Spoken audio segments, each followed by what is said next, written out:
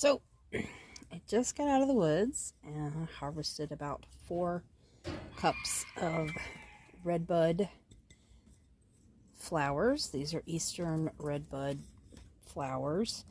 Um, Redbuds are one of my favorite trees. They are so absolutely gorgeous, and it's a sure sign that spring is here as soon as you see the redbuds start to bloom. I did not make anything with redbuds last year or the year before because I ran out of time, but this year I was determined to harvest enough to make some jelly and maybe a few other things. So what I'm doing is separating the flower from the stem. The stem is edible, but it's very bitter.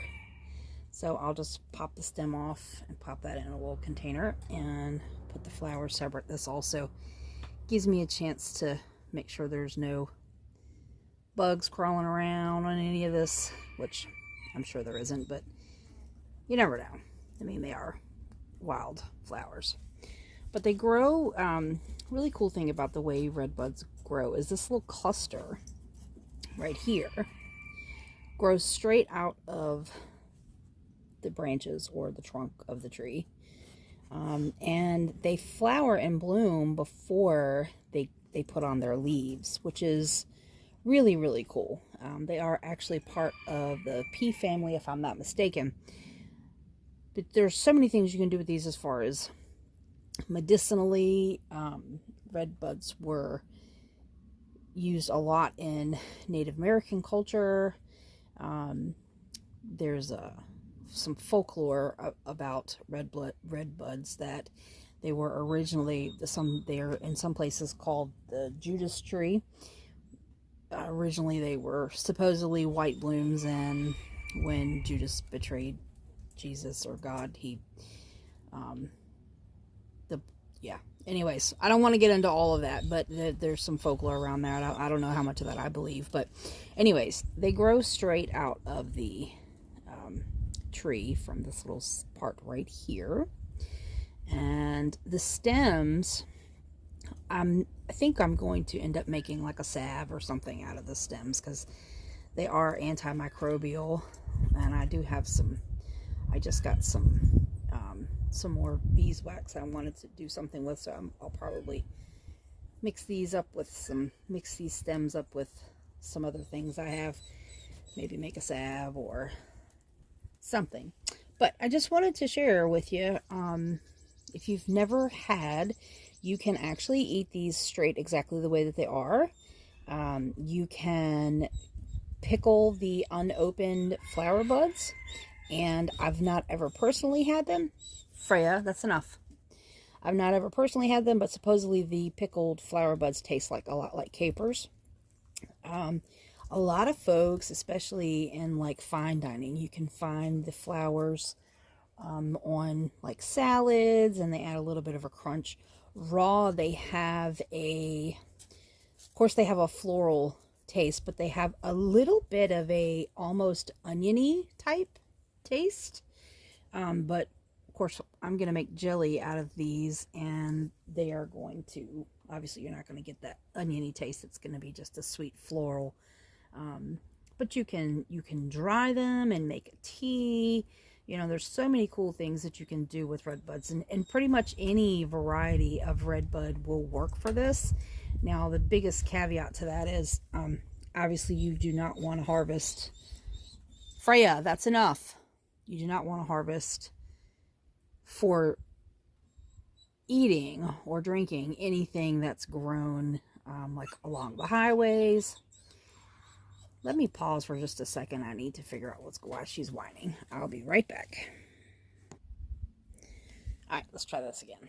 So, like I was saying, if you're going to harvest these to use for eating, then you don't want to harvest anything that's found along the highways or in an area where there could be pesticides sprayed. These I harvested from the woods behind our house. there's probably about, I don't know, 15 or so red buds that grow right along the border of the wood line, which is one of the most common places to find them, is along the edge or border of a tree line or wood line.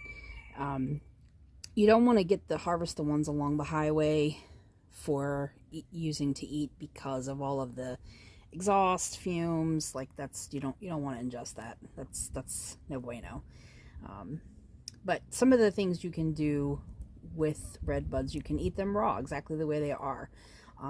Put them, in a salad, or use it as a little extra textural thing. Raw, they have a little bit of an oniony taste, and they have a slight citrus type taste. But if you look at the actual flower itself, so you've got the petals, and then this little middle section, the part where the flower connects to the stem, it's kind of much firmer right there, and that part adds a great crunch for eating raw. You can dry them, use them they don't really have much scent. I mean, there's a little scent, not much though. But they are just so beautiful. And there's, like I said, there's lots and lots of uses. You can add them to baked goods if you're going to do that. I would, depending on what you're adding them to, I would probably recommend letting them dry a little bit before doing that. But I will definitely take you guys along the journey of what I'm going to do with these beautiful, beautiful flowers that I've harvested today. It took me about 15 minutes to harvest these. Now, if you're going to harvest them, because they are one of the first things that bloom in the springtime, please, please, please do not harvest a tree completely of its flowers, because the pollinators are super drawn to these. It's one of the first things for the pollinators to collect pollen from. So you don't want to rob them blind. I have a general rule when I'm harvesting anything out of the wild, that I never take more than 25% of whatever is there. But they are just the most beautiful little flower. They remind me so much, like you can see where it opens up like that. It's just so pretty. They remind me of the violets, the little violets, which after I'm done with this, depending on how long this will probably take me an hour, maybe an hour and a half to go through all of these. But after I'm done with this, if I have time today, I'm going to go and harvest some violets to make some jelly with as well. And I started noticing some dandelions blooming yesterday, as a matter of fact, so I'll be harvesting them as well. And those also are things you can do lots of good things with. You can eat them raw, you can cook with them, you can add them to a tea, make them into a jelly or a jam or a syrup, or you can make an infused vinegar. Like, there's just so many things you can do if you have the know-how. And even if you don't have the know-how, just if Google is your best friend when it comes to these kinds of things. Get on Google, find out if there's anything that grows native to your area that is edible, and give it a shot. What have you got to lose? The fact of the matter is, anything that you harvest in the wild responsibly is going to be way better for you than the crap you buy at the grocery store anyways. At least this way you know exactly what's going in it. So anyways, I just thought it would be fun to share this with you guys, and I'm going to get back to doing my thing, and I will catch you guys next time, but stay tuned, and we'll go on the jelly making journey, the Redbud jelly making journey this year. And then at some point, once I have enough of the stems, these are all of the stems that I'm pulling off, I will do something with these. I'll probably infuse them and make it into a salve. That's what my gut is saying right now.